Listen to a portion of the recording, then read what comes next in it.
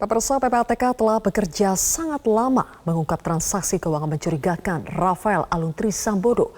Laporan PPATK adalah sumber data keuangan yang seharusnya menjadi pembuka pintu perkara pencucian uang dan korupsi.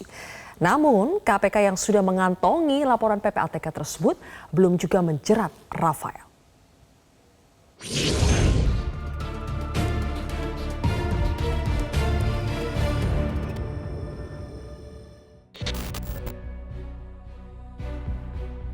Rafael Aluntri Sambodo, seorang mantan eselon 3 di Direktorat Jenderal Pajak Kementerian Keuangan, sedikit lagi bisa terjerat korupsi dan pencucian uang.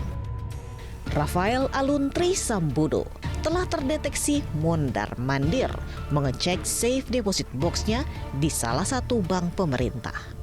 Yang baru ditemu sebagian 37 miliar itu. Karena begini, beberapa hari sudah bolak-balik tuh dia ke berbagai deposit box itu. Terus pada suatu hari pagi dia datang ke bank mau buka itu, langsung diblokir oleh PPATK. Sudah itu dicari dasar hukumnya. Kalau sudah diblokir deposit box ini, boleh enggak dibongkar oleh PPATK? Kan belum ada undang-undangnya, enggak boleh sembarangan. Nah, dalam keadaan begitu, masih kemungkinan yang lain belum diblokir.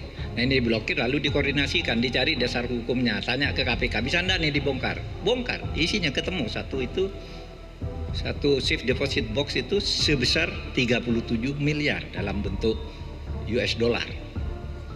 Nah, seperti itu tuh pencucian uang, contohnya.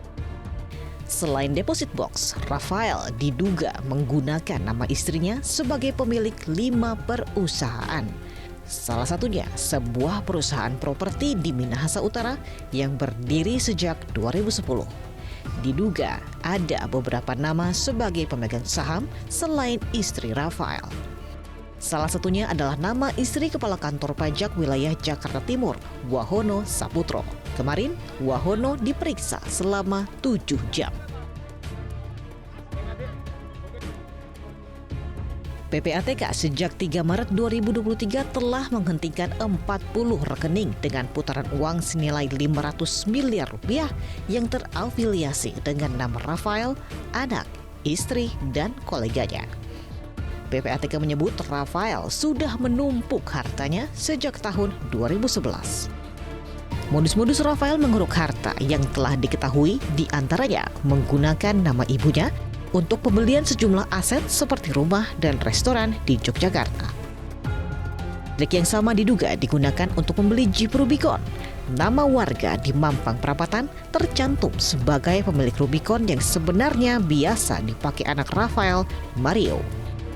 Trik lain adalah menjadi perantara dengan perusahaan atau wajib pajak. Diduga Rafael bekerja sama dengan konsultan pajak untuk dugaan bisnis sebagai perantara ini. Kasus Rafael Alun mirip dengan kasus pegawai pajak Gayus Tambunan. Awalnya, Gayus diduga menyalahgunakan wewenang saat menangani keberatan pajak PT Surya Alam Tunggal, sehingga merugikan negara 570,92 juta rupiah. Berkaca dari kasus Gayus, maka KPK harusnya bisa segera masuk melalui pasal 2 dan 3 Undang-Undang Tipikor. Terlebih sejumlah data keuangan mencurigakan sudah dipegang oleh KPK. Mungkin KPK bisa gampang sekali. Berkali-kali saya katakan bahwa menyelidiki dan menyidik tindak pidana pencucian uang dan tindak pidana korupsi, apalagi sudah ada laporan transaksi keuangan mencurigakan dari PPATK, itu sangat mudah. Caranya bagaimana? Duit Anda yang ada di safe deposit berada jumlah sekian miliar. Transaksi Anda ada pembelian rumah sekian miliar.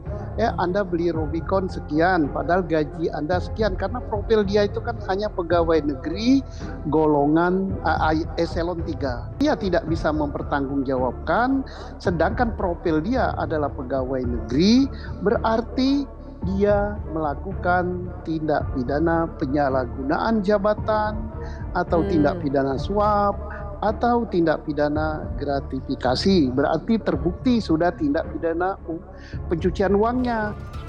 Maka dengan data yang telah dikumpulkan PPATK, lantas apa yang ditunggu KPK untuk menjerat Rafael Alun Trisambodo?